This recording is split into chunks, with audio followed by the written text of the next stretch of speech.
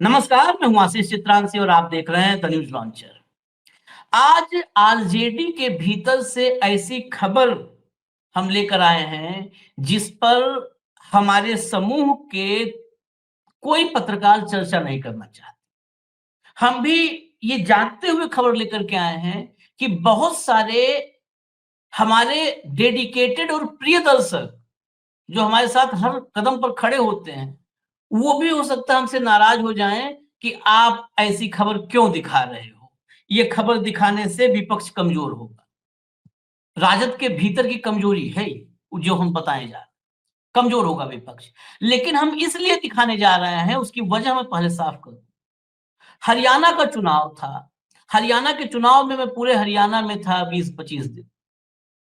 मैंने ग्राउंड पर कई आपसी टकराव लड़ाइयां देखी, लेकिन उस वक्त हम तो भाई खुल के जो है वो कहते हैं। उस वक्त कई साथियों ने वो हरियाणा में भी कहा कि इसको अभी मत चर्चा में आप लाओ, क्योंकि यहाँ पर बीजेपी अब जा रही है। अगर इसको चर्चा में आएगा तो ये कांग्रेस को और विपक्ष को कमजोर कर सकता है। हमने नहीं बोला। जब नतीजे आए और तब हमने बोला, तो बहुत लोगों ने कमेंट किया कि अगर आपने पहले चेताया होता तो हो सकता है इनका कान गर्म किया गया होता, हो सकता है ये उस समय दुरुस्त हुए होते। तो अभी चुनाव में वक्त है 2-3 महीना बिहार में। अभी ये खबरें, अगर जिसको चेतना है वो चेत जाए, इसलिए हम चला रहे हैं। नहीं चेतना है तो जाओ, लोकतंत्र और संविधान तो वैसे ही बिल्कुल तलवार उस पे चल रही है लगातार। तो कुछ होना जाना नहीं है। तो हम अपना फर्ज ईमानदारी से निभा रहे हो, अपोजिशन के लिए भी। बहुत महत्वपूर्ण कार्यक्रम है। इसमें भाऊ को ले आइए, सबसे पहले जोड़िए भाऊ को फटाफट। भाऊ, स्वागत है। और हमारे साथ मनीष हैं। मनीष इस परिवार के साथ, आरजेडी परिवार, लालू यादव के परिवार के साथ बड़ा करीब रहे हुए हैं कुछ वक्त। तेज प्रताप यादव के साथ तो किसी एक कार्यक्रम में 3-4 महीने लगातार साथ साथ रहे। तो पूरे परिवार के भीतर की चीजों को बड़े लंबे वक्त से, और जो आज हम खबर ला रहे हैं, ये मनीष ने मुझसे 3-4 महीने पहले कहा था कि ऐसा ऐसा होगा। कोई इस बात को दिखाना नहीं चाह रहा है, लेकिन ये आदमी ठीक नहीं है जो आरजेडी में, पूरी आरजेडी में अकेले आदमी तबाही लाएगा, बर्बाद कर देगा पार्टी को। ये 4 महीने पहले मैं इस मामले में पूरा जो किया है, मनीष ने मुझे बताया था, वो अब हूबहू साबित हुआ। तो इसलिए मनीष को हम लाए हैं। खबर दरअसल ये है कि बीजेपी, जब स्लीपर सेल की बात होती है तो वही मुंह पे आता है। आरजेडी में बैठे हुए स्लीपर सेल क्या तेजस्वी यादव की कुर्सी हथियाना चाहते हैं, कुर्सी कब्जाना चाहते हैं? ये सवाल हमने हवा में नहीं पैदा किया है। तेजस्वी यादव की बहन रोहिणी आचार्य ने, आप ये कह सकते हैं कि करीब करीब पकड़ा है उस स्लीपर सेल, जो तेजस्वी के लिए खतरनाक है। हालांकि दिखावे के लिए एक्चुअल में एक्शन भी शुरू हुआ है, क्योंकि हम सब बताएंगे तो पूरी खबर बताएंगे। एक्शन भी शुरू हुआ है और लालू जी के कुछ खास लोगों को, और खासकर 2 खास लोगों को आगे लाया गया है। तेजस्वी ने उनका हाथ पकड़ करके सीट पे बिठाया है। तो क्या तेजस्वी जो कर रहे हैं वो स्लीपर सेल को पहचान के कर रहे हैं, या स्लीपर सेल को का इतना ज्यादा प्रभाव है तेजस्वी पे कि तेजस्वी स्लीपर सेल को बचाने के लिए एक ड्रामा कर रहा है? कड़वे सवाल हैं राजद समर्थकों के लिए भी, और जो भी लोग विपक्ष को मजबूत करने के लिए जुटे हैं उनके लिए भी कड़वे सवाल है। लेकिन ये सवाल बहुत जरूरी है।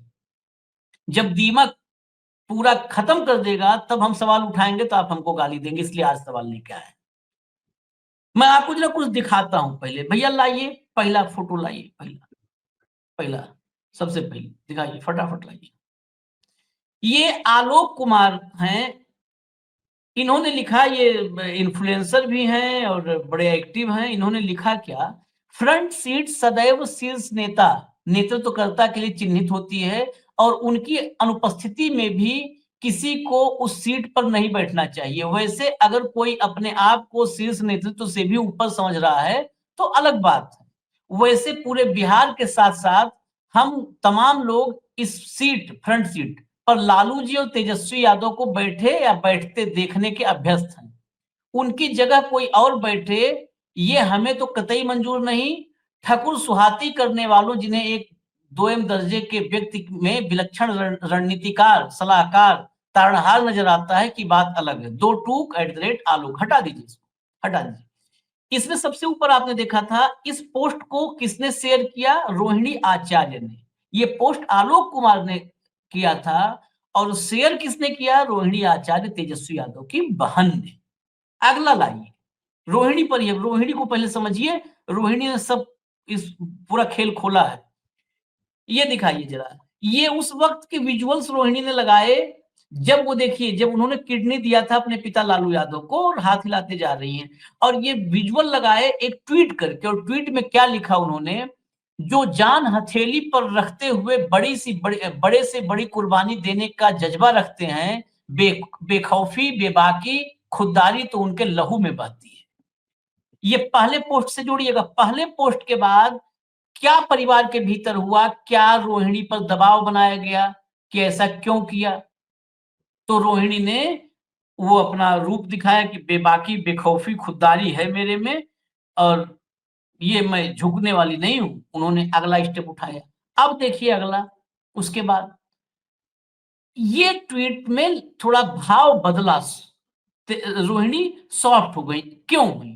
मैंने एक बेटी व बहन के तौर पर अपना कर्तव्य एवं धर्म निभाया है, आगे भी निभाती रहूंगी। मुझे किसी पद की लालसा नहीं है, न मेरी कोई राजनीतिक महत्वाकांक्षा है। मेरे लिए मेरा आत्मसम्मान सर्वोपरि है। क्या रोहिणी को कुछ ऐसा बोला गया कि तुम पद के चक्कर में ये कर रही हो? क्या तुम्हारी राजनीतिक महत्वाकांक्षा के चक्कर में कर रही हो? क्यों ये लिखा कि मैंने अपनी मतलब बहन के रूप में और बेटी के रूप में अपना फर्ज निभाया है, मुझे कुछ नहीं चाहिए? ये सवाल। इसके बाद लाइए, इसके बाद वो खबर जो मैंने कहा लालू जी के करीबी वाली बात, वो हम आगे आपको पूरा समझाएंगे, लेकिन अभी देखते जाइए सीक्वेंस में। रोहिणी ने लिखा, वंचित व समाज के आखिरी पायदान पर खड़े वर्ग समूह को आगे लाना ही राष्ट्रीय जनता दल के राष्ट्रीय अध्यक्ष आदरणीय लालू जी के सामाजिक आर्थिक न्याय के अभियान का मूल मकसद रहा है। इन तस्वीरों में समाज के इन्हीं तबके से आने वाले लोगों को आगे बैठे देखना सुखद है। ठीक, ये वही मैंने कहा, लालू के दो करीबियों को फिर तेजस्वी ने आगे किया। हटा दीजिए। ये देखिए, यही फोटो बवाल की वजह है। ये जो सर्किल में आपको दिख रहा चेहरा है, ये संजय यादव का है। संजय यादव राजनैतिक सलाहकार रहे हैं तेजस्वी यादव के, और संजय यादव राज्यसभा सांसद हैं। 2024 में राजद से राज्यसभा सांसद बने, राज्यसभा गए। और इसके अलावा एक बात अभी जान लीजिए कि बिहार से इनका कोई दूर दूर तक लेना देना नहीं है। संजय, ये हरियाणा के रहने वाले हैं। ये कैसे संपर्क में आए? और मैं शुरू में पूरी जिम्मेदारी से कह रहा हूं, नाराज होने वाले हो सकते हैं, अधिकार है। तेजस्वी यादव, जो मेरे पास इंफॉर्मेशन है, बाकी तो बताएंगे मनीष, कितना बताएंगे स्क्रीन पर, अभी सुनेंगे आप उनसे। तेजस्वी यादव और उनकी पत्नी, उनके करीब परिवार का भी कोई उतना नहीं है जितना संजय यादव। हमें तो बहुत चीजें कि भाई खाना पानी सब संजय यादव हर समय मौजूद रहता है। राज्यसभा गया। अगला लाइए, पहले दिखा दीजिए फिर चलें, जल्दी जल्दी दिखाइए क्योंकि ये इसी पर पूरी चर्चा होगी। लाइए, तेजस्वी की कुर्सी हथियाना चाहते हैं, संजय यादव के खिलाफ बहन के सपोर्ट में उतरे तेज प्रताप। ये यहां पे होती है, तेज प्रताप की भी एंट्री हो गई। तेज प्रताप ने कहा, बिना नाम लिए, कहा कि जयचंद हैं कुछ लोग पार्टी में, अब वो तेजस्वी की कुर्सी हथियाना चाहते हैं। ये, और मतलब रोहिणी के समर्थन में उतर करके उन्होंने कहा, रोहिणी जो कह रही है सही कह रही है। तेजस्वी की कुर्सी हथियाना चाहते हैं, संजय के खिलाफ बहन रोहिणी के सपोर्ट में उतरे आरजेडी से निकाले गए तेज प्रताप। अगला लाइए, लालू परिवार का झगड़ा खुलकर सामने आया। तेज प्रताप के बाद रोहिणी ने तेजस्वी के करीबी पर किया कटाक्ष। रोक दीजिए। अब इसके बाद जो है हम सीधे चलते हैं, पहले भावुक पास चलेंगे, फिर हम चलेंगे जो है मनीष के पास, इनसे कुछ अंदर की खबर समझने की कोशिश करेंगे। भाव, ये संजय यादव पार्टी में इतना ज्यादा हावी है कि जो जानकारी मिलती है, बाकी अभी मनीष से आप पूछिएगा, कि जितने पुराने नेता लालू यादव के करीबी थे, जितने आरजेडी के जो है बिल्कुल धरोहर थे, वफादार, सब के सब सिर्फ एक आदमी की वजह से नाराज हैं, वो संजय यादव। क्यों नहीं स्लीपर सेल, जब ये लोग जयचंद कह रहे हैं और परिवार वाले कह रहे हैं जयचंद है, गद्दार है, ये स्लीपर सेल क्या बाहर से प्लांटेड नहीं हो सकता है? क्योंकि ये पार्टी बहुत दिन से लालू यादव के रहते तो खत्म नहीं कर पाते। लालू यादव का दिमाग हवा के वेग से चलता था, ध्वनि के वेग से। देखिए आशीष जी, ये पॉलिटिकल एडवाइजर जो होता है ना, ये शगुफा होता है। हम्म मुझे नहीं लगता तेजस्वी जैसे नेता को कोई पॉलिटिकल एडवाइजर भी चाहिए, जिनके पास पिता की इतनी लंबी विरासत है और इतना हाँ, एक्सपीरियंस है, सबसे। काफी सालों से हम्म जिंदा है। हम्म राजनीति कर रहे हैं। पिताजी तो जेल में थे, उसके बाद पिताजी लगातार बीमार चल रहे हैं, किडनी का ट्रांसप्लांट हुआ है, ये सब आज वो कह ही रही थी आचार्य। ये होते हुए क्या किसी को पॉलिटिकल एडवाइजर की जरूरत होती है? मुझे याद है, पीके मिलने गए थे शरद पवार को, जो हम्म पीके अभी हंगामा मचा रहे बिहार में। ये हम्म शरद पवार को मिलने गए थे और पूरे गोदी मीडिया में शुरू हो गया था कि पीके अब शरद पवार के साथ काम करेंगे। तो ये जब मिलके आ गए तो हमने पूछा किसी नजदीकी को कि क्या हुआ। हम्म उन्हें कहा था कि ये शरद पवार की ट्रीटमेंट चल रही थी, वो सिल्वर हम्म ओक में रेस्ट के लिए आए थे। हम्म तो पीके लगातार गुहार लगा रहे थे कि एक बार मिलने आना चाहते हैं। हम्म तो तब तक सबने नाम भी सुना था, भाई कौन है, क्या है, क्यों मिलने आना चाहते हैं। तो उन्होंने आने के बाद 1 घंटा वो लगातार बोलते रहे, बताते रहे क्या होना चाहिए, क्या नहीं होना चाहिए। शरद पवार सुनते रहे। शरद पवार ने एक शब्द नहीं बोला। बाद में जब वो बाहर निकले तो किसी ने उनको मैसेज दिया कि देखिए, आप शरद पवार को मत बताइए कि राजनीति कैसी करनी है। हम्म शरद पवार राजनीति कैसी करनी है ये जानते हैं और पूरे देश के नेताओं को खेलते हैं उनके साथ। तो ऐसे ही तेजस्वी, लेकिन होता क्या है, ये जो जगह पे लोग बैठते हैं ना, पॉलिटिकल एडवाइजर, ये बेसिकली पॉलिटिकल ब्रोकर्स होते हैं। ये हम्म राजनीति के दलाल है जो पॉलिटिकल एडवाइजर बनते हैं। और एक नजदीकी, मतलब पॉलिटिकल एडवाइजर क्या एडवाइस देगा, मुझे समझ में नहीं आता। वो एडवाइस या तो किसी का प्लांटेड होगा, मुझे पता नहीं है। संजय से बड़ा मनीष भाई, ये बिहार को क्या हो गया है, संजय का ग्रहण ही लग गया है, इधर भी संजय उधर भी संजय, है ना। दोनों जगह हम्म संजय जो है वो कहीं ना कहीं, और दोनों संजय मुझे स्लीपर सेल दिखाई देते हैं। हम्म ठीक है। अब उस संजय का कोई ऐसा माइलस्टोन भी नहीं कि जो राजनीति में इतना कुछ किया होगा उसने, कि उसके चर्चे बहुत है कि भाई राजनीतिक चाणक्य है ये, इसलिए भाई वो हम्म नजदीक हो गया। ये संजय को नाम ही तब मिला जब ये पॉलिटिकल एडवाइजर बना तेजस्वी के। हम्म ये तेजस्वी के वजह से जो लोग जानते हैं इसको, आरजेडी की वजह से जानते हैं। मैं तो कम से कम ऐसा कोई जानता नहीं कि इसने कोई बहुत बड़ा तीर मारा हो राजनीति में, या राजनीति में ऐसा कोई काम किया हो कि जिसके लिए कि भाई बहुत बड़ा ब्रेन है, ये बहुत बड़ा स्ट्रेटेजिस्ट है। ऐसा तो कुछ नहीं है इसके साथ। लेकिन होता क्या है, ये लोग जब नजदीक देखते, देखिए मैं किसी के व्यक्तिगत जीवन पे टिप्पणी नहीं करना चाहता आशीष, लेकिन कई बार क्या होता है, नहीं चाहते हुए भी आपको देखना पड़ता है। कई बार नेताओं की व्यक्तिगत जरूरतें पूरे करने वाले लोग भी बहुत नजदीक पहुंच जाते हैं, और वो फुल पॉलिटिकल एडवाइजर होते हैं। हम्म हम्म और ये हर जगह देखेंगे। अभी हमारे हम्म महाराष्ट्र के सीएम के पास भी ऐसे ही एक नाम के व्यक्ति का बड़ा जिक्र होता है।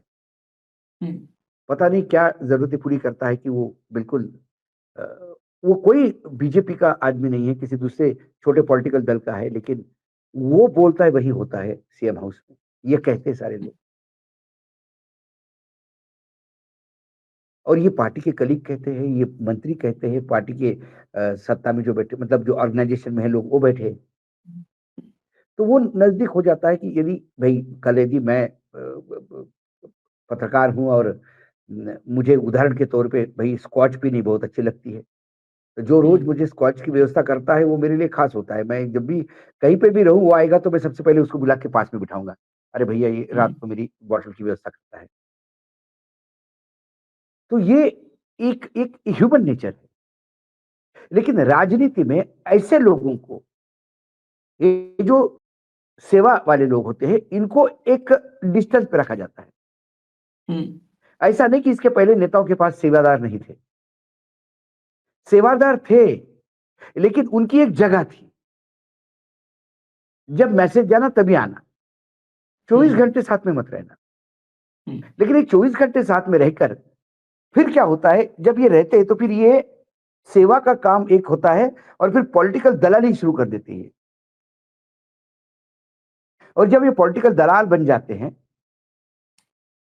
तो फिर ये पार्टी तोड़ना शुरू कर देते हैं। क्योंकि जो आदमी बिहार का नहीं है, जो आदमी को कोई आरजेडी से लेना देना नहीं है, वो आदमी कहे यदि वही होने लगे तो फिर पार्टी के पुराने लोग जो लालू जी के साथ थे वो सब दूर हटने लगते हैं। और जब वो लोग दूर हटने लगते हैं तो फिर पार्टी की वजूद चला जाता है, बाहर बदनामी होने लगती है।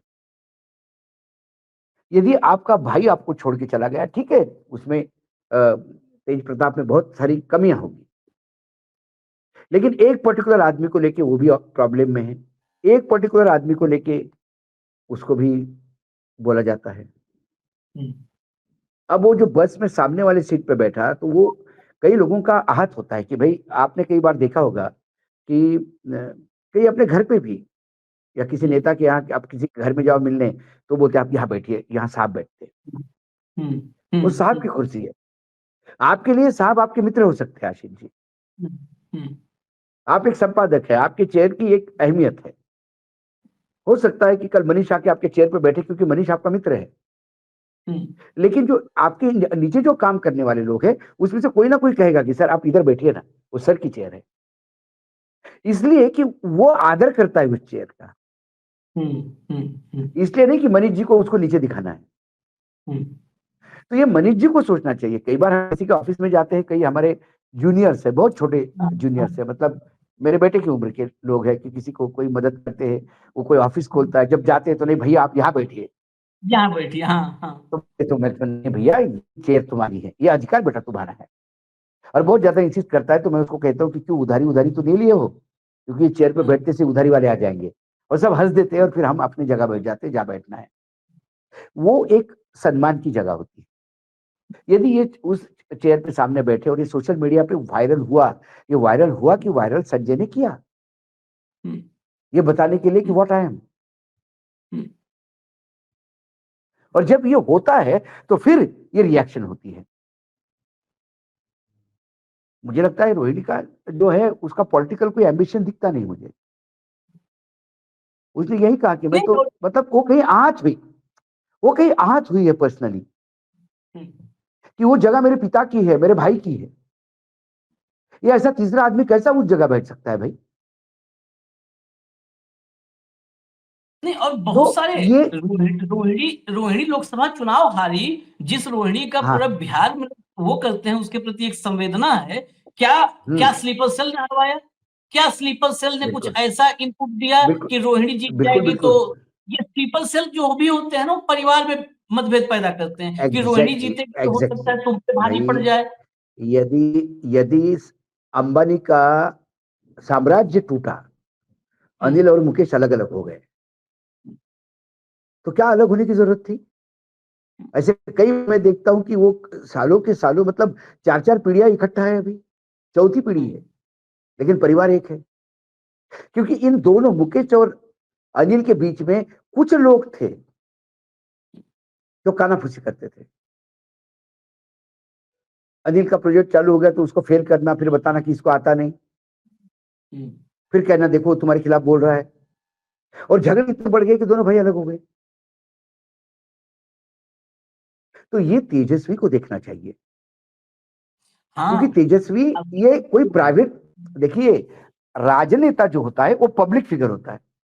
हम्म, निजी अपनी जिंदगी में आप दरवाजा बंद करके आप संजय को बिठा के उसके पैरों के जूते निकालो बंद कमरे में, हम्म, हम्म, लेकिन बाहर बहुत सारे बिहार की मतदाता आपको अपना भाग्य विधाता मानते हैं। वो किसी संजय को वो नहीं भाग्य जानते। विधाता, वो किसी संजय को नहीं जानते। वो संजय जब भाग्य विधाता की सर पे हाथ रखते हुए दिखाई देगा तो फिर हम्म, गलत होगा, फिर गलत होगा। फिर और चलते यही हुआ मनीष के है। पास, अंदर की भी खबर निकलवाते हैं, मनीष के पास चलते हैं, और ये विवाद फिर एक बार फोटो दिखाइए वो, ये बस वाली फोटो दिखाइए जरा। ये बस में जिस सीट पर बैठे हैं संजय यादव, भी भाऊ ने बताया, ये वो सीट है, ये बस जो जब यात्रा निकलती है आरजेडी की, लालू यादव होते हैं, तेजस्वी यादव होते हैं, जो भी, तो ये सीट है जो बैठता है, जो मतलब लालू यादव या तेजस्वी यादव, वो सीट है जहां से वो बाहर अपने समर्थकों को हाथ हिलाए, उनसे कनेक्ट करें, वो सीट है। उस सीट पर कैसे बैठ गए, ये तो बहुत सारे एग्जाम्पल के साथ बता दिया है। और इसके बाद जो एक्शन हुआ है, मैं एक्शन पे भी आऊंगा। एक्शन में हटा दीजिए, मैं एक्शन दिखा देता हूँ, जरा हेडलाइन लाइए अगली भैया, वो बता दूं फिर मैं चलूं। विवाद, ये अच्छा, हाँ, एक खबर ये भी है, रोहिणी आचार्य का एक्स अकाउंट प्राइवेट हो गया, यानी अब आप उसके टाइमलाइन पे जा करके जो है कुछ देख नहीं पाएंगे। ये क्यों हुआ? क्या अब आपस में एक दूसरे पर दबाव डालने की बात चल रही है? क्या पूरा बना बनाया चुनाव बिगाड़ देंगे सिर्फ एक संजय यादव के चक्कर में, परिवार के सारे लोग मिलकर के, कि ये संजय यादव के चक्कर में? ऐसे ही वक्त पे स्लीपर सेल अपना रोल करता है, निभाता है। क्या बीजेपी, बिल्कुल बीजेपी जेडीयू की हालत खराब थी और ये खबरें आने लगी गोदी मीडिया में। हम तो इसलिए दिखा रहे हैं कि बिल्कुल साफ कर सके, लेकिन गोदी मीडिया तो हाइप कर रही है इन खबरों को। ये खबर देखिए, तेजस्वी का डैमेज कंट्रोल, हरियाणवी संजय यादव को हटाकर पिता लालू यादव के करीबी का बढ़ाया मान। ये वाकई इनको समझ में आ गया संजय यादव क्या है, या सिर्फ ये तत्कालिक, जो कहते हैं ना तत्कालिक डैमेज कंट्रोल जो लिखा है उतना है? हुआ ये कि जब ये रोहिणी ने लिखा, तो उसके बाद एक नेता हैं, एक बहुत पुराने नेता, 30 साल से लालू यादव के साथ हैं, शिवचंद्र राम, महुआ के। ये शिवचंद्र राम, ये हाजीपुर से लोकसभा चुनाव भी लड़े थे, इनको टिकट मिला था। तो ये शिवचंद्र राम को उन्होंने जो है, तेजस्वी ने अपने रथ के सीट पर शिवचंद्र राम को, रेखा पासवान को बिठाया, इन दोनों को संदेश देने के लिए। और एक काम और, ये 2024 में, भाव ध्यान दीजिएगा, 2024 में राज्यसभा गए हैं और ये विधानसभा चुनाव भी लड़ने की तैयारी में थे। महुआ विधानसभा सीट पे इनकी दावेदारी थी, टिकट इनका फाइनल माना जा रहा था। यानी इनकी इनकी महत्वाकांक्षा भी और थी, हो सकता है ये डिप्टी सीएम और सब सरकार बने तो सरकार भी यही चलावे वहां बैठ के, ऐसी भी तैयारी में थे। तो इनको जो है महुआ से जो टिकट की बातचीत थी, वहां पर भयंकर विरोध हो रहा था, तो वहां से इनका टिकट काटने का भी संकेत किया है तेजस्वी ने, और वहां पर शायद हो सकता है यही रामचंद्र राम को, फिर से शिवचंद्र राम को वहां पर मैदान में उतारा जाए। तो ये है, मतलब जो बाकी इसके भीतर और भी चीजें हैं कि रघुवंश बाबू का उधर ही इलाका है, वहीं से महुआ 30 किलोमीटर पे, तो उसका क्या इम्पैक्ट होगा वो अलग है। लेकिन पहले इस पर चलें। मनीष, पहले तो एक बात दर्शकों से अपील कर दूं, मनीष का चैनल बंद हो गया है। बहुत मेहनत से मनीष ने झारखंड में खबरें कर करके, एक बहुत मेहनत लगता है, दिन रात, हमें पता है ना, सुबह से लेकर रात तक खाली खबर में घुसे रहते हैं। तो उसको यूट्यूब का पता ही है हम लोग पर कितनी वक्र दृष्टि है, तो बंद हो गया है। हो सकता है हफ्ते 10 दिन में खुल जाए, लेकिन एक वैकल्पिक चैनल उन्होंने लाइव दैनिक डिजिटल करके बनाया है। तो ये निवेदन है, हम, क्योंकि हम सभी अपने साथियों जो भी है खबरें करते हैं, हम सबको कहते हैं भैया कि अगर हमको आप देखते हो तो उन्हें भी देखो। तो उसको भी आप लोग थोड़ा सा सहयोग करिए, सब्सक्राइब कीजिए, कम से कम एक बैकअप प्लेटफॉर्म रहे मनीष के पास। क्योंकि ये कल रात से मेरी बात हुई है, तब से ये न सोए हैं न वो किए हैं, कि बहुत दिक्कत होती है भाई, जब ये मेहनत पर एकाएक पानी फिर जाता है बरसों के। मनीष, जरा ये क्या है संजय यादव का खेल, इस पार्टी में क्या भूमिका है, कैसे ये एंट्री हुई और कहां तक ये घुस चुके हैं परिवार के भीतर और पार्टी के भीतर? आशीष, जब आप इस प्रोग्राम को शुरू कर रहे थे तो आपने एक बात कही थी कि हम करना नहीं चाहते थे इस पर बातचीत, लेकिन करना पड़ा। तो बात यही है कि हम लोग चाह रहे थे कि जो आज हम कर रहे हैं शायद उस चीज का पोस्टमार्टम हम चुनाव परिणाम के बाद करते, लेकिन अच्छा हुआ आपने इस चीज की पहल की कि इसका पहले की कर दिया, इस पर एक तरीके से पोस्टमार्टम। और जब मैं तेजस्वी यादव की इस स्थिति को देखता हूं तो देखता हूं कि आपने देखा होगा कि चिराग पासवान के साथ आज से कुछ साल पहले भी ऐसे ही स्थिति थी। चिराग पासवान के एक बहुत करीबी थे नेता, उनके मित्र की तरह थे, जैसे संजय यादव थे। तो उन्होंने उनकी मतलब नाम मेरे पूरे दिमाग पर नहीं आ रहा है, कोई समथिंग पांडे थे वो। तो उन्होंने चिराग पासवान की ऐसी दशा कर दी कि पार्टी और परिवार दोनों, मतलब चाचा भी अलग हो गए, मंत्री भी नहीं बने, और उनसे जब अलग हुए तो देखिए आज केंद्र में मंत्री भी हैं और अच्छे पोजीशन में हैं चिराग पासवान। खैर, अब बात संजय यादव की। संजय यादव 2015, मुझे लगता है कि 2015 के चुनाव में भी उनकी अच्छी खासी भूमिका थी, और उस समय 2015 के चुनाव के समय संजय यादव और मनोज झा दो लोगों की एक तरीके से जोड़ी मानी जाती थी, और मनोज झा ऊपरी तौर पे अभी पिछले कुछ महीनों पहले पीछे भी अगर आप हटेंगे तो मनोज झा लगता तेजस्वी के सबसे करीबी नेता माने जाते थे मनोज झा। और मुझे याद है कि पिछले विधानसभा चुनाव में भी जब तेजस्वी यादव घूम रहे थे तो उनके साथ, जैसे आज संजय यादव है, पहले मनोज झा घुमा करते थे उनके साथ हेलीकॉप्टर में हो, या उनके लिए अलग से हेलीकॉप्टर की भी व्यवस्था मनोज झा कई जगह अलग से हेलीकॉप्टर में भी वो जहां तेजस्वी नहीं जा पाते थे वहां मनोज झा खासतौर पे सीमांचल के इलाकों में वो जाते थे, दरभंगा, मधुबनी और जो सीमांचल का बिहार का वहां गए हैं। कई जगह पर हमारी उनसे मुलाकात भी हुई है जहां पर वो हेलीकॉप्टर से गए और उन इलाकों को का प्रभाव लिया हुआ था। लेकिन अभी जो स्थिति हम देख रहे हैं आरजेडी के अंदर, आशीष, वो दिख रहा है कि आप देखेंगे कि मनोज झा भी उस तरीके से उस सीन में नहीं है। तो और ये बात बहुत दिनों से उठ रही थी कि एक हरियाणा का आया हुआ एक यादव जो है वो बिहार के यादव को चला रहा है। तो ये कई अंदर खाने कई महीनों से इस बात को लेकर जो है सुगबुगाहट थी, मन में थी। और ये बात सही है कि संजय यादव को ना मीसा भारती पसंद करती हैं, और आज से नहीं पसंद करती, ये 2 महीने 3 महीने की बात नहीं है, ये सालों से संजय यादव ना मीसा भारती उतना पसंद करती है, ना तेज प्रताप यादव उतना पसंद करते हैं, ना रोहिणी आचार्य उतना पसंद करती हैं, क्योंकि ये ही तीनों एक तरीके से कहा जाए तो पॉलिटिकली लालू फैमिली में एक्टिव है। और आज की तारीख में आशीष स्थिति ये है, जहां तक मुझे जानकारी है, कि लालू यादव भी संजय यादव की भूमिका को लेकर बहुत ज्यादा खुश नहीं है। और आपने लालू यादव का कई वीडियो, हो सकता है कई लोगों ने सोशल मीडिया में देखा होगा कि लालू यादव कुर्सी पर बैठे हुए और बड़े रूखे स्वभाव में वो अपने प्रशंसकों से मिल रहे हैं जो उनके लिए टिकट के लिए या अन्य चीजों के लिए आ रहे हैं। तो अगर ये, मतलब इसको मैं कहूंगी कटु सत्य है, अगर जिनको इस बात पे विश्वास ना हो वो विश्वास ना करे, लेकिन तेजस्वी यादव अभी जिस लाइन पर जा रहे हैं या जिस लाइन पर चल गए हैं उससे लालू यादव बहुत खफा है। पहली बात कि जब राहुल गांधी के साथ वो यात्रा पे निकल रहे थे, राहुल गांधी के साथ यात्रा में, तो पहले ये बात हुई थी कि कुछ यात्रा में हो सकता है या पहले कार्यक्रम में या दूसरे कार्यक्रम में राहुल गांधी के साथ वो यात्रा में जुड़े तेजस्वी यादव। ये चूंकि वो कांग्रेस की यात्रा थी, राहुल गांधी की थी, लेकिन लगातार राहुल गांधी के साथ तेजस्वी यादव रह गए। तो एक तरीके से ये मैसेज गया कि जो है इस पूरे बिहार के पूरे कैंपेन को जो है ना वो राहुल गांधी ने अपने तरीके से हाईजैक कर लिया है। तो इस चीज को लेकर लालू यादव, जहां तक मुझे जानकारी, थोड़ी से नाराज थे। और अब जो तेजस्वी यादव अभी यात्रा कर रहे हैं वो उसको ही डैमेज कंट्रोल करने की अपने तौर पे कोशिश की जा रही है। अब उसमें कितना डैमेज कंट्रोल होगा नहीं होगा, लेकिन अभी जो जिस तरीके से आप देखिए कि जो चीजें चुनाव के बाद होनी चाहिए थी, मान लीजिए कि आपको चुनाव में हार मिले, उसके बाद उन सब चीजों का, जैसे अपने हरियाणा का भी जिक्र किया कि किस तरीके से उन सब चीजों का कांग्रेस के अंदर जो सब चीजें थी उसका पोस्टमार्टम हुआ। लेकिन अभी क्या हो रहा है कि अभी चुनाव से पहले तेज प्रताप यादव अलग हुए, अब रोहिणी आचार्य को क्या चाहिए? अगर वो लालू यादव से एक टिकट मांगेगी या वो राज्यसभा मांगेंगे तो नहीं जाएगा। और संजय यादव की देखिए, संजय यादव एक सलाहकार के तौर पे वो शामिल हुए।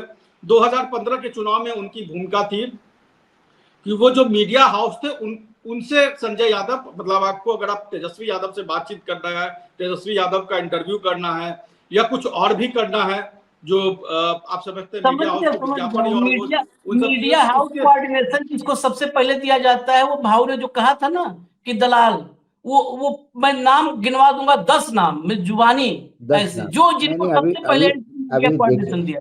देखिए मनीष, या कांग्रेस में भी बैजू, अलंकार, ये लोग क्या है, राहुल गांधी से मिलना है तो पहले इनको करना पड़ता है। यदि ये खुश हो गए तो राहुल गांधी के खिलाफ आप 4 गालियां भी दो तो भी आपको बातचीत हो जाएगी, और आप राहुल गांधी की जय जयकार करते हुए जीवन व्यस्त कर दो आपका, ये 2-3 लोग नहीं चाहेंगे तो राहुल गांधी से मुलाकात। ऐसा ही हर नेता के पास ये लोग होते हैं। मुझे ताज्जुब लगता है कि यदि तेजस्वी यादव इतने साल से राजनीति में, आप इतने सालों से कवर कर रहे हैं, बहुत अच्छी तरह से, मतलब ग्राउंड जीरो पे आप रहते हैं मनीष जी, मुझे बताइए क्या पुराने नेता के पास कोई एडवाइजर होता था क्या? वो तो नाम से जानते थे। हम लालू यादव को जानते हैं। लालू जी दिल्ली में सब पत्रकारों के नाम जानते थे। लालू यादव जी का प्रेस कॉन्फ्रेंस हो तो कई लोग तो ऐसे हो गए कि संडे के दिन था तो कोई अपने बच्चों को लेके आया। संडे के दिन बच्चे घर पे होते, कोई महिला पत्रकार थी, वो घर पे कोई नहीं होगा तो बच्चों को लेके आई। तो लालू यादव आगे आते से बोला, उनने भाई ठहरो अभी प्रेस कॉन्फ्रेंस में 2 मिनट रुको, अभी और इंतजार करना पड़ेगा। वो बच्चों को लेके गए कमरे में, फिर वापस उन बच्चों के साथ 5-10 मिनट बिताए उन्होंने, चॉकलेट वॉकलेट दी उन्होंने, फिर वापस आ गए। अरे बोले हमारे नाती है भैया, आ गए तो बच्चे आ गए, तुम तो पत्रकार हो, बच्चे थोड़ी पत्रकार है, वो हमारी नाती है। और एक एक के नाम से, अरे तुम बताओ क्या हो, कैसा चल रहा है, बहुत दिन से मिले नहीं, नाम लेके पूछते थे। ये जो संस्कृति बीच में चालू हो गई ना कि एक आदमी आपको ये करेगा, वो बताएगा कि साहब ये इंटरव्यू दो, ये मतलब राहुल गांधी को ऐसे ही राहुल गांधी को लोगों ने मरवाया। ऐसे आदमी से इंटरव्यू दिया जो राहुल गांधी की कब्र खोद गया। राहुल गांधी का इंटरव्यू पहला, और वो इंटरव्यू के 12 बज गए, मतलब पार्टी ने ऑर्गेनाइज किया हुआ इंटरव्यू ऐसा आदमी को दिया कि वो राहुल गांधी को विलन बना दिया उस इंटरव्यू। मतलब आप बैल मुझे मार जैसी स्थिति हो गई। भाई कई नेताओं को आज भी जानता हूं, व्यक्तिगत रूप से जानते हैं, सभी पत्रकारों को जानते हैं, और कैसे हो क्या हो, यही तो नेताओं की खासियत होती है। ये जो बीच के दलाल होते हैं, इनको पहले खुश करो। तो यही जो कोऑर्डिनेशन का मामला होता है, मैं सोचता हूं कि मीडिया का कोऑर्डिनेशन नहीं होना चाहिए। हाँ, मीडिया को कोई पेमेंट करना हो, जो आज चलता है पेड मीडिया, जो पेड कैंपेन चलता है, उसके लिए वो सीधा मालिक से बात करता है, और मार्केटिंग वाले लोग होते हैं उससे बात करता है, क्या पैक देना, कितना विज्ञापन देना, कितना फुटेज होगा, क्या होगा, ये अलग टीम होती है मार्केटिंग। लेकिन 1 to 1 कल मनीष, यदि आपको किसी 3-4 लोगों को मिलना पड़े कि भैया एक बार तेजस्वी से बात करवा दो, तेजस्वी से बात करवा दो, तो क्या मायने रखिए भाई? तो आप रिपोर्टर ही है नहीं, फिर इन 2 टके के दल्लों को पूछना पड़ेगा कि भैया आप हमको बात करवा दो।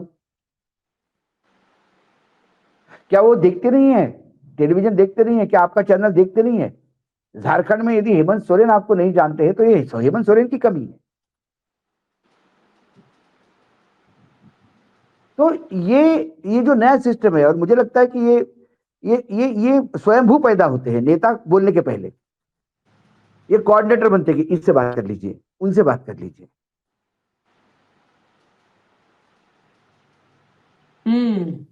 बताइए आप, कुछ लोग ये सुनने वाले कुछ लोग मुझ पे भी आरोप लगा सकते हैं कि आदरणीय सुमित्रा महाजन जी जब स्पीकर थी तब आप क्या कर रहे थे? हम किसी को इंटरव्यू देने नहीं जाते थे, सब लोग अपने अपने हिसाब से करते थे। कोई कहता था कि यार हमको टाइम ही नहीं मिल रहा है। अब गजब हो गया, मतलब हम कितनी बार फोन कर रहे हैं, हम बोलते थे आपको नंबर, आप कितनी बार फोन किए? बहुत बार फोन किए, सबको टाइम मिलती, हमको नहीं मिलती। मैंने बोला नाराज हो गया, मैंने बोला तुम्हारे यहाँ फोन आएगा। हम किसी को मैसेज देते थे, यार भाई क्यों, सबको जब मिल रही है उसको क्यों नहीं मिल रहा है?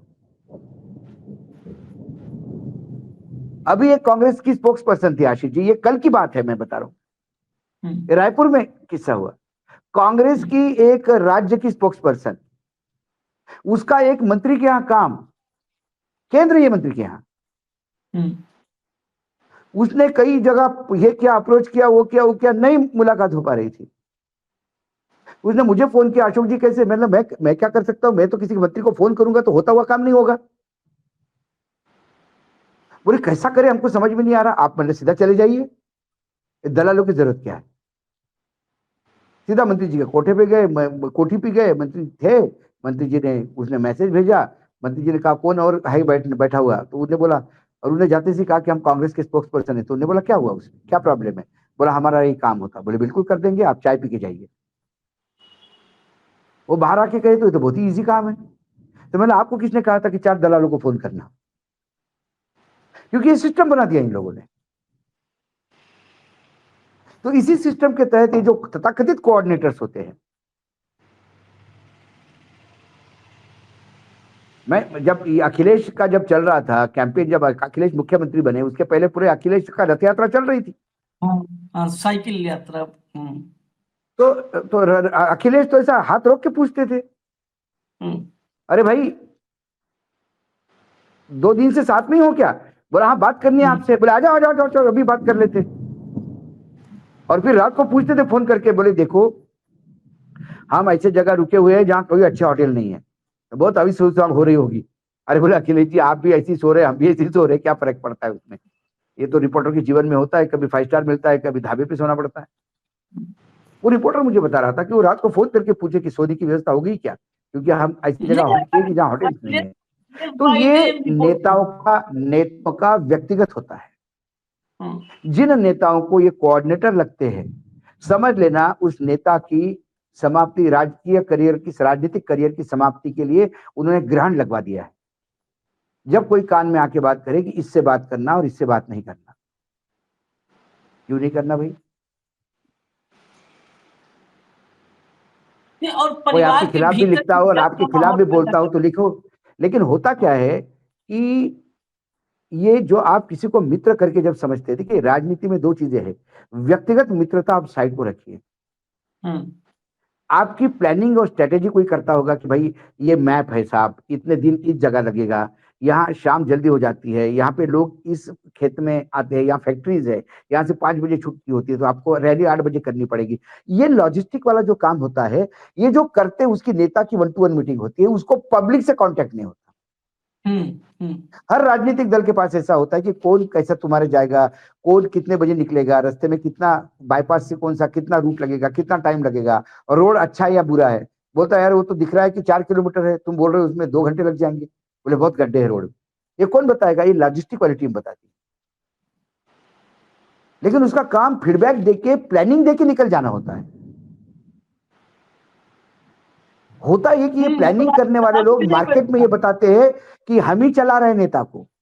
नहीं, और वो राहुल गांधी के राज्यसभा लिए में नहीं बैठता। भाई, राहुल गांधी के पूरा प्लानिंग का जो काम है, कहीं जाते आते कौन टीम जाएगी, सिक्योरिटी कैसी होगी, ये बैजू नाम के एक व्यक्ति करते हैं। लेकिन यदि किसी का टिकट कटा तो पता पड़ता है कि बैजू नाराज हो गए इसलिए टिकट कटा। किसी को कोई अपॉइंटमेंट मिलना है ऑर्गेनाइजेशन में तो बोले बैजू से मिल लो, एक बार अपॉइंटमेंट हो जाएगा। ये काम कब से करने लगा भाई ये आदमी? क्योंकि ये इन्फ्लुएंस करने लगा है। हमारे यहाँ क्या है, भगवान बुरे नहीं होते हैं। ये जो भगवान और भक्त के बीच में जो पुजारी होता है, ये खेल करता है। अब मैं आपको एक बात बता दूं, और ये तो व्यक्तिगत रूप से मुझे बताई, एक ऐसे व्यक्ति जो गांधी परिवार के बेहद नजदीक, आशीष, उनको चुनाव लड़ाया गया, वो लोकसभा में आ गए, तो वो तो हमेशा डायरेक्ट घर पे जाके मिलते थे। भाई माता जी मिलेगी नहीं तो बहन जी मिलेगी, नहीं तो भाई मिलेगा, कोई तो मिलेगा, तीनों में से तो वो तो 1-to-1 था। लेकिन उसको लगा कि अब मैं सांसद हो गया हूं, तो अब मुझे प्रोटोकॉल मेंटेन करना होगा, अब व्यक्तिगत नहीं।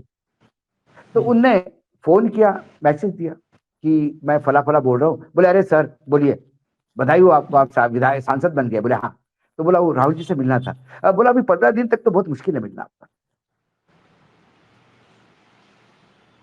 वो चुप हो गए। मतलब उसने राहुल जी को पूछा भी नहीं, बोले 15 दिन तो मुश्किल होगा। फिर उन्हें एसएमएस डाला, तो राहुल जी का कॉल आ गया, व्हाट हैपेंड टू यू? बोले I wanted to come and meet you, so why you are asking, is there any change? हाँ, you have become member of parliament, अभी आप सांसद बन गए हैं, इसलिए आपको किसने रोका? ये पहली बार पूछ रहे। आ जाइए तुरंत। वो गए मिलने, तो जो बोल रहा था 15 दिन का टाइम है, वो है करने लगा। अरे सर आइए आइए आइए। जब उन्होंने मुझे किस्सा बताया था, और ये किस्सा भी मुझे पटना में एक कार्यक्रम में हम दोनों साथ में थे, उसमें उसके बाद उन्होंने मुझे बताया एयरपोर्ट के लाउंज में। बोले ये हाल है अशोक जी, बताओ। मैं गया, 2 मिनट के अंदर मैंने एक एसएमएस किया, मैं जाके मिल के आया, बात करके आया। मैं परिवार के कितने नजदीक हुए सबको जानते हुए मुझे 15 दिन के लिए टहला दिया, बगैर बॉस को अंदर बताए। ये काम वो दलाल करते हैं, इससे लोग टूटते हैं। नहीं तो बोला 8 इसलिए दिन से बैठा हूं, बिहार बताए। में तो नेता का दरबार खुला होना चाहिए हमेशा। आज भी लोग कहते हैं कि सोनिया जी से अपॉइंटमेंट तुरंत हो जाता है, प्रियंका और राहुल से अपॉइंटमेंट नहीं मिलता, आज भी कहते हैं। कल हमको यदि मिलना हो तेजस्वी जी से तो हम मैसेज भेजेंगे वहां जाके कि भी हम आए हैं, मिलना चाहते हैं। उनके पास समय होगा तो मिलेगा, नहीं तो नहीं मिलेगा। या हमको ही संजय यादव को सेट करना पड़ेगा, पहले इसका दलाल ढूंढना पड़ेगा जो हमको संजय से मिलवाएगा। फिर संजय हम पे छप्पर रखेगा कि अच्छा अशोक जी आप आए, देखता हूं मैं, अभी समय निकालना पड़ेगा, वैसे बहुत बिजी चल रहा है अभी बॉस का, और फिर मिलवाएगा। वो जो प्रोसेस है, उस प्रोसेस में मैं तो आधा ही तब जाऊंगा, और जब इंटरव्यू होगा तो फिर वो तू मैं वाला होगा, क्योंकि आपको पहले गर्म किया जाता है। वो अपना महत्व बताने के लिए, संजय यादव अपना महत्व बताने के लिए तेजस्वी को शहीद करेगा। हाँ, तो शहीद जिसके परिवार में ही एक तो ऐसे व्यक्ति, कि लोगों को लगना चाहिए कि भाई तेजस्वी को मिलने के लिए संजय यादव जरूरी है। ये मैसेज मार्केट में जाना चाहिए, ताकि लोग इनका एक छोटा मंदिर बन जाता है, वहां लोग चरण छूने लगते हैं। और इस टाइप की इस प्रवृत्ति के लोग पार्टी का नेता को कार्यकर्ता से दूर कर लेता है। इसमें कार्यकर्ताओं की, नेताओं की कोई गलती नहीं, इसमें गलती उस नेता की है जैसे एडवाइजर रखे, जिसने एडवाइजर रखा। बिल्कुल सीधी बात है, बिल्कुल घुमा फिरा नहीं। अगर तेजस्वी यादव को नहीं समझ में आ रहा है तो फिर ये सत्ता की लड़ाई बड़ी मुश्किल हो जाएगी। ये बिहार की लड़ाई, वोट चोरी की लड़ाई, लोकतंत्र की लड़ाई, संविधान की लड़ाई जो कर रहे हैं, हम तो बड़ा मेच्योर नेता के रूप में हम लोग कई एनालिसिस में बताया कि अब तेजस्वी में बड़ी मेच्योरिटी नजर आ रही है। लेकिन अगर एक संजय यादव के चक्कर में आपके परिवार में बहन नाराज हो, पिता नाराज हो, भाई छोड़ दीजिए, मान लिया कोई और भी कोई वजह होगी, और बहन नाराज, ये पिता नाराज, ये नाराज, नाराजगी मनीष जी बता पाएंगे इसमें? ये नाराजगी पब्लिकली हो रही है, इसका मतलब पहले घर के अंदर बात हुई होगी, घर के अंदर 10 बार मैसेज दिया गया होगा, और जब सुनवाई नहीं हुई तब पब्लिक हुई। और जब घर की नाराजगी पब्लिक होती है तो विपक्ष के हाथ में इतना लूज बॉल आ जाता है कि वो उस पर छक्का मारता है। तो इंडिया गठबंधन के हाथ में तो लूज बॉल आ गया। अब संजय और अब आचार्य के, रोहिणी आचार्य के लिए तो अब एलजेपी भी आंसू बहाने लगा है कि उनके साथ गलत हो रहा है, बहन के साथ गलत हो रहा है। सब रोने के लिए खंदा देंगे, क्योंकि उससे पार्टी डैमेज होती है, उससे परिवार डैमेज होता है, उससे आपका वोट बैंक डैमेज होता है, उससे आपके जीतने के प्रॉस्पेक्ट डैमेज होते हैं। और इसका मतलब यही है जो कई बार हम लोग बीच बीच में कहते हैं कि आज ऐसा तेजस्वी ने क्यों किया। मुझे लगता है कि कोई ऐसा व्यक्ति है जो तेजस्वी को डराता है कि इससे जरा सावधान रहो, इससे सावधान रहो। और तेजस्वी यादव को अपने उस पिता पर भी भरोसा करना चाहिए। दुनिया में कहाँ रणनीतिकार खोज रहे हो? लालू यादव से बड़ा रणनीतिकार कौन है? अभी बहुत चर्चा हुई और लालू चर्चा करने लगे तो दिन कम पड़ आशीष जाएगा। जी, लालू जी को एक बात के लिए हम सैल्यूट करते हैं। लालू जी ने चाहे कुछ भी किया हो, लेकिन लालू जी ने पूरे जीवन में कभी अपनी विचारधारा से कॉम्प्रोमाइज नहीं किया। वो भारतीय जनता पार्टी के खिलाफ उन्होंने राजनीति शुरू की और आखिरी तक जेल गए, सारा प्रताड़ना झेली, लेकिन भारतीय जनता पार्टी के साथ कभी कॉम्प्रोमाइज नहीं किया। एक राजनीतिक दल है जिसने कभी, बाकी सब ने कहीं आए बाएं छोटे मोटे, इधर राज्य में बाहर, राज्य के बाहर, इस इशू के लिए, उस इशू के लिए, nothing doing. At no point of time Lalu Yadav has compromised with his ideology. That is the only one political party I have seen. Lalu का सीरियस कर रहे हो, उतना बड़ा रणनीतिकार, अच्छे अच्छे तो पानी पिला दिया लालू यादव ने पूरे देश में। और लालू यादव का पुत्र कोई इधर उधर से एक्सपोर्ट कर रहा है, इंपोर्ट कर रहा है, हरियाणा से और होनोलुलु से, कि वहां से आएगा राजनीतिक सलाहकार। अरे घर में अपने बाबूजी पैर छू लो, उतना पैर छूने में इतना ज्ञान मिल जाएगा राजनीति का कि बहुत लोग चित्त हो जाएंगे। मोदी साहब भी वहां धराशायी हो जाएंगे। खैर, इजाजत दीजिए, हमने कार्यक्रम इसलिए किया है कि अगर कार्यक्रम सुनते हो। हाँ आशीष, कुछ बात मैं उसमें आप समाप्त करिएगा। कुछ चीज मैं कहना चाहता हूं जो छूट गया, मुझे लगता है कि दर्शकों को बतानी चाहिए। लालू यादव जब लोकसभा का चुनाव हारे थे उस समय मनोज झा उस समय पार्टी के साथ जुड़े थे, आपको याद होगा। लालू यादव जब लोकसभा का चुनाव हारे राजीव प्रताप रूप से, मनोज झा उस समय पार्टी से जुड़े। हालांकि वो गांधीवादी विचारधारा के हैं, आप उनके घर पे जाइएगा तो जवाहरलाल नेहरू की तस्वीर पीछे लगी मिलेगी आपको और किताबें भी दिखेगी। और उस समय मनोज झा आरजेडी से जुड़े, तेजस्वी यादव से जुड़े। उस समय तेजस्वी यादव की पॉलिटिकल लॉन्चिंग भी नहीं हुई थी और ये कहा जाता है कि पॉलिटिकल लॉन्चिंग में मनोज झा की भूमिका रही। अब से 2 टर्म के सांसद है मनोज झा और इस चुनाव से पहले तक लोकसभा हो या विधानसभा हो उनकी मुख्य भूमिका रही। अब संजय यादव ने क्या किया? संजय यादव ने किया ये कि जो मनोज झा जो इतने करीबी थे उनको एक तरीके से साइड कर दिया और फीड क्या किया कि ये कांग्रेस के करीबी हो गए हैं, ये कांग्रेस के करीबी हो गए हैं। अब ये कांग्रेस की भाषा बोलते हैं या इनका माइंडसेट जो है ना वो कांग्रेस वाला माइंडसेट है। ये उनकी पॉलिटिकल सोच कांग्रेस, उसमें पॉलिटिकल सोच उनकी कांग्रेस की है। ये तो आपको पहले भी पता होगा कि वो जवाहरलाल नेहरू के प्रशंसक है, उन किताबें हैं उनके पास, वो लालूवादी विचारधारा के भी हैं और गांधीवादी विचारधारा के भी हैं। तो ऐसे लोगों को उन्होंने बाहर कर दिया। और आज आप देखिएगा सोशल मीडिया पे कि संजय यादव जो आरजेडी से संबंधित जो सोशल मीडिया पे, ट्विटर पे या कोई खबर चलती है उसमें दिखाया जा रहा है कि संजय यादव बहुत बड़े रणनीतिकार हैं। तेजस्वी यादव जो इस मुकाम पर पहुंचे हैं उसमें संजय यादव की ही बड़ी भूमिका है। संजय यादव ने पूरी रणनीति बनाई और तेजस्वी यादव इस स्थिति में पहुंचे हैं कि वो अब बिहार के भावी सीएम हैं। मैं आरजेडी प्रशंसकों की भाषा में कह रहा हूं। और आप क्या दर्शक भी अगर उसके जो सोशल मीडिया हैंडल हैं आरजेडी से संबंधित उसको अगर खंगालेंगे तो उसमें आप देखेंगे कि तेजस्वी यादव से ज्यादा संजय यादव का महिमा मंडल किया जा रहा है। और आज के तारीख में मैं ये कह दे रहा हूं कि जो दुर्दशा दिख रही है आरजेडी की, तो जैसा लोग कहते हैं कि 20, 22, 25 सीट वाली जो स्थिति लालू यादव की के समय हो गई थी आरजेडी की, अगर उस स्थिति से अपने आप को कुछ बेहतर ले आए, अगर अभी भी नहीं अगर चेते तो, हालांकि मुझे उसकी कोई संभावना नहीं लगती है कि जो है वो, अब लगता है कि जो पानी वो सीट से ऊपर चला गया है, तो मुझे इसकी संभावना नहीं लगती है कि आप या हम ये इस बात का चर्चा करके कुछ डैमेज कंट्रोल कर रहे हैं। बस हम अपने दर्शकों को सूचना दे रहे हैं, बस इससे ज्यादा कुछ नहीं है। और जो होना है वो होना है। तभी रोहिणी आचार्य के ऐसा ट्वीट आया है।